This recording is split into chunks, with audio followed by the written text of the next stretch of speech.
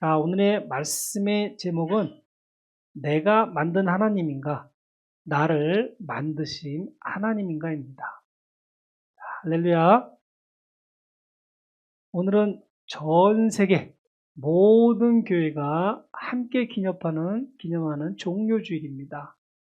2000년 전 오늘 예수님께서 나귀를 타시고 예루살렘 성에 입성하실 때 수많은 인파가 길거리로 쏟아져 나왔습니다. 군중들은 자기들의 겉옷을 길에 펴고 종려나무 가지를 흔들며 호산나 다윗의 자손이여 찬송하리로다 주의 이름으로 오시는 이여라고 외치며 열광했습니다. 예수님께서 예루살렘 성에 입성하실 때에는 온 도시와 나라가 들썩였고 사람들은 드디어 자신들을 구원할 왕이 오셨다고 믿으며 축제 분위기에 휩싸였습니다. 그런데 성경을 보면 참으로 이해하기 힘든 비극적인 반전이 일어납니다. 그렇게 열광하며 예수님을 왕으로 모시려 했던 그 많은 군중들이 불과 며칠 뒤에는 예수를 십자가에 못 박으라고 광기 어린 소리를 지르며 돌변했다는 사실입니다. 환호하던 손들이 주먹을 쥐고 예수를 향해 삿대질하기 시작했습니다. 도대체 그 며칠 사이에 무슨 일이 일어났던 것일까요? 왜 이스라엘 사람들의 사랑은 그토록 쉽게 징후로 바뀌었을까요? 오늘 우리가 함께 나눌 십계명의 두 번째 계명 속에 그 소름 돋는 해답이 들어있습니다. 오늘 본문 말씀을 우리 영혼에 새기는 마음으로 다시 한번 읽어보겠습니다. 너를 위하여 새긴 우상을 만들지 말고 또 위로 하늘에 있는 것이나 아래로 땅에 있는 것이나 땅 아래 물속에 있는 것에 어떤 형상도 만들지 말며. 이 짧은 한 문장이 오늘날 복잡하고 공허한 세상을 살아가는 현대인들에게, 그리고 이제 막 신앙의 문을 두드린 분들에게 어떤 깊은 통찰을 주는지, 왜 이것이 우리 인생을 가짜 행복의 늪에서 건져내는 가장 시급하고 소중한 경고인지 함께 나눠보겠습니다. 지난주 우리는 제1계명을 통해 내 마음의 진짜 주인은 누구인가를 깊이 묵상해 보았습니다. 제1계명이 예배의 대상이 오직 하나님 한 분뿐이어야 함을 선언한다면, 오늘 제2계명은 하나님을 어떤 방식으로 믿고 섬겨야 하는지를 가르쳐 줍니다. 현대인들은 철저히 시각적인 존재입니다. 눈에 보여야 안심하고 손에 잡혀야 내 것이라 믿습니다. 보이지 않는 하나님을 어떻게 믿느냐? 증거를 보여달라고 말들 합니다. 그래서 인간은 끊임없이 무한하신 하나님을 눈에 보이는 작은 형태로 만들고 싶어하는 가장 강한 유혹을 느낍니다. 금으로 화려한 동상을 세우든 그림을 그리든 아니면 내 머릿속에 내가 원하는 하나님의 이미지를 조각하든 말입니다. 하지만 하나님은 단호하게 말씀하십니다. 나를 형상하지 마라. 어떤 우상도 만들지 마라. 왜 그러겠습니까? 하나님이 인간의 예술 감각을 싫어해서 그럴까요? 아닙니다. 우리가 하나님을 어떤 형상으로 규정하는 그 순간, 하나님은 살아계신 창조주가 아니라 내가 조종하고 이용할 수 있는 도구로 전락하기 때문입니다. 하나님은 우리가 하나님을 믿는다고 하면서 사실은 자기 자신의 욕망을 믿는 비극에 빠지지 않기를 원하시기 때문이기도 합니다. 오늘 본문에서 우리가 가장 뼈아프게 주목해야 할 단어는 바로 너를 위하여입니다. 우상을 만드는 모든 행위의 뿌리에는 하나님의 영광이 아니라 나의 유익과 나의 편의가 숨어 있습니다. 우리가 흔히 생각하는 우상은 절에 있는 거대한 불상이나 고대 신전에 있는 귀괴한 조각상입니다. 하지만 현대인들에게 우상은 훨씬 더 세련되고 매력적인 모습으로 우리 일상에 침투해 있습니다. 성경이 말하는 우상의 본질은 이것입니다. 내가 원하는 것을 얻기 위해 내가 통제하고 예측할 수 있는 상태로 내 가슴 속에 가두어 놓는 가짜신. 예를 들어 보겠습니다. 어떤 사람은 돈을 우상으로 삼습니다. 왜일까요? 돈이 있으면 내 인생의 모든 변수를 내 마음대로 조정할 수 있다고 믿기 때문입니다. 어떤 사람은 자녀를 우상으로 삼습니다. 자녀의 성공이 곧 나의 성공이고 자녀를 통해 나의 과거 결핍을 보상받으려 합니다. 자녀가 내 뜻대로 움직여주기를 바라는 그 마음이 이미 자녀를 우상으로 만든 것입니다. 성도님들, 제2 계명을 계속 읽어보면 하나님은 이렇게 말씀하십니다.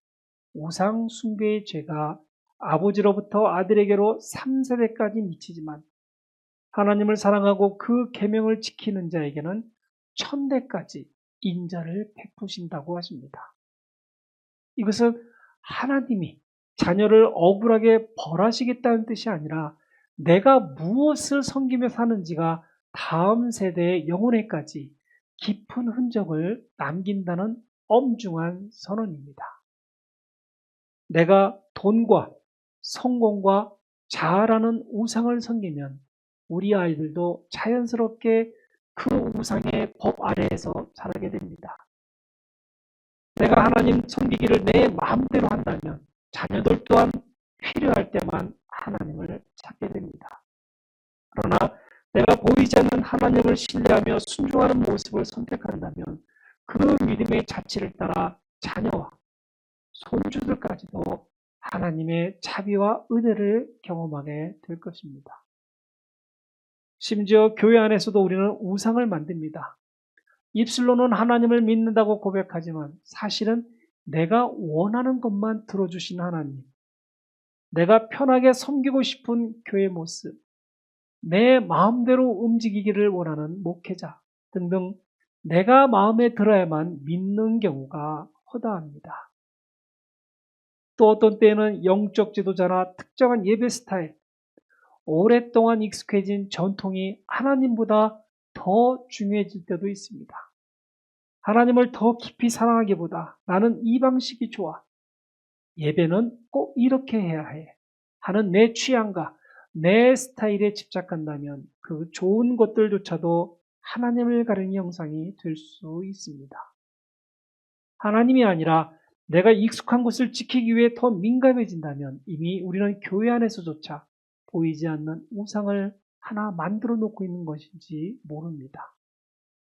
내가 이만큼 헌금하고 봉사했으니 하나님은 반드시 내 사업을 성공시켜 주셔야 해. 내가 매일 새벽 기도를 나갔으니 우리 아이는 반드시 명문대학에게 합격해야 해. 라고 생각합니다. 이때 하나님은 내 삶의 주인이 아니라 나의 소원을 들어줘야 하는 하늘의 비서나 복권 자판기가 되어버립니다. 내 입맛에 맞는 하나님, 내 소원대로만 움직여지는 하나님과 교회 그리고 목회자를 머릿속에 조각해 놓은 것, 이것이 바로 제2 계명이 엄중히 금지하는 우상을 만드는 행위입니다. 내가 하나님과 교회를 내 뜻대로 조종하려 할 때 그분은 더 이상 하나님이 아닙니다. 그것은 내가 만든 내 욕망의 그림자일 뿐입니다. 하나님은 우리가 그런 가짜 안도감에 속아 평생을 낭비하다가 결국 허무하게 무너지는 것을 원치 않으십니다. 그렇다면 우리는 질문해야 합니다. 이스라엘 백성들은 왜 그렇게 예수님을 열광적으로 환영했느냐? 그리고 더 중요한 질문이 있습니다. 왜 그들은 며칠 뒤 예수님을 십자가에 못 박아 죽이려고 했느냐? 그들이 예수님을 진짜 하나님의 아들로 인정하고 그분의 말씀 앞에 무릎 꿇었기 때문일까요? 안타깝게도 아닙니다. 그들은 예수님이라는 인물을 통해 자기들이 미리 만들어 놓은 메시아의 형상을 보고 있었을 뿐입니다.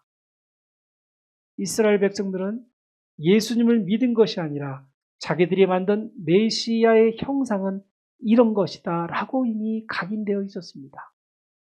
당시 이스라엘은 로마 제국의 잔인한 압제 밑에 신음하고 있었습니다. 그들이 간절히 원하는 왕은 로마 군대를 힘으로 단번에 몰아내고 지독한 가난의 문제를 해결해주며 이스라엘을 다시 한번 다윗 시대처럼 이 세상에서 가장 강력한 국가로 만들어줄 정치적 영웅이었습니다. 그들은 자기들의 억눌린 분노와 세상적인 욕망을 투영한 황금 왕관을 쓰고 백마를 탄 예수라는 우상을 머릿속에 견고하게 조각해 놓았기 때문입니다. 그런데 실제로 나타나신 예수님의 모습은 어땠습니까? 왕이라고 하기엔 너무나 초라하고 우스꽝스럽게 작은 나귀 새끼를 타고 오셨습니다. 로마와 전쟁을 선포하는 대신 원수를 사랑하고 핍박하는 자를 위해 기도하라고 말씀하셨습니다. 권력을 잡기는커녕 무기력하게 로마 군인들에게 잡혀가 침뱉음을 당하고 매를 맞으셨습니다. 군중들은 큰 충격과 실망에 빠졌습니다. 내가 만든 형상은 이게 아닌데? 내가 원한 예수는 로마 놈들의 목을 베는 강력한 왕인데 왜 저렇게 바보같이 잡혀가고 있지? 그들은 예수님이 자신들의 정해놓은 우상의 틀에 들어오지 않자 가차없이 예수님을 배신합니다. 이런 예수는 필요 없어. 십자가에 못 박아라라고 소리를 지른 것입니다. 그들은 예수님을 사랑한 것이 아니라 예수님이라는 도구를 통해 얻고 싶었던 자기들의 욕망을 사랑했던 것입니다. 오늘날 우리 핸더슨 한마음교회 성도님들은 어떻습니까? 우리가 믿고 싶은 하나님만 믿으려 하지는 않으십니까? 내 고통을 당장 마술처럼 없애주고 내 주머니를 가득 채워주며 내 자존심을 높여주는 하나님만 형상화하고 있지는 않으십니까?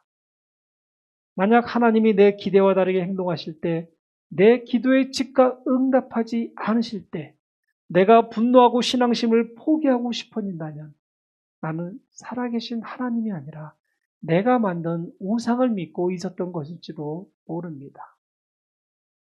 왜 하나님은 형상을 만들지 말라고 그토록 엄하게 명령하셨겠습니까? 하나님은 형상 안에 갇히는 유한한 분이 아니기 때문입니다. 하나님은 우리가 눈으로 감상하는 조각품이 아니라 우리의 마음과 인격으로 만나는 살아계신 분이기 때문입니다. 진짜 사랑의 관계를 한번 생각해 보십시오. 남편이 아내를 사랑한다면서 아내의 사진 한 장을 비싼 금틀에 끼워 놓고 매일 아침 저녁으로 그 사진 앞에 절만합니다. 그러나 실제 아내에게는 그 어떤 사랑의 표현도 하지 않는다면 그것이 진짜 사랑입니까? 아닐 것입니다. 사진은 죽어있는 형상일 뿐입니다. 아내는 사진 속에 갇혀있지 않습니다. 진짜 사랑은 오늘 아내와 눈을 맞추며 대화하고 아내의 눈물을 닦아주고 아내가 싫어하는 것을 나도 멀리하며 함께 길을 걷는 생생한 관계 속에 있는 것입니다. 하나님도 우리와 그런 생동감 넘치는 관계를 맺고 싶어 하십니다. 형상은 고정되어 있고 변하지 않지만 살아계신 하나님은 때로는 거친 폭풍처럼 우리를 흔드셔서 잠들었던 영혼을 깨우시고 때로는 따뜻한 엄마의 품처럼 우리를 위로하시며 우리 삶의 모든 우여곡절에 직접 개입하십니다. 하나님을 어떤 형상이나 틀에 가두지 않기를 바랍니다. 하나님은 반드시 이렇게 응답하셔야만 해. 라는 여러분의 좁은 고정관념을 내려놓으시기 바랍니다.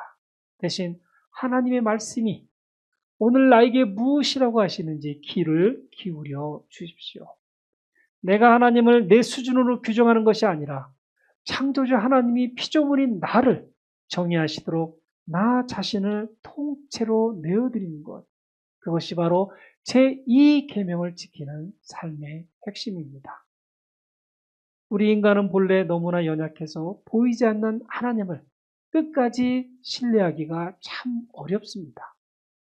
그래서 하나님은 인류 역사상 가장 놀랍고 가슴 뭉클한 일을 행하셨습니다. 형상을 만들지 말라고 하신 그분이 직접 우리의 몸을 입고 우리 눈앞에 나타나신 것입니다. 그분이 바로 우리가 믿는 예수 그리스도입니다. 성경 골로새서는 예수님을 가리켜 그는 보이지 아니하는 하나님의 형상이라고 명확히 선언합니다. 우리가 금이나 은으로 조각한 무생물이 아니라 우리처럼 고통을 느끼고 눈물을 흘리시는 살아있는 인격으로 하나님이 어떤 분인지 보여주러 오신 것입니다.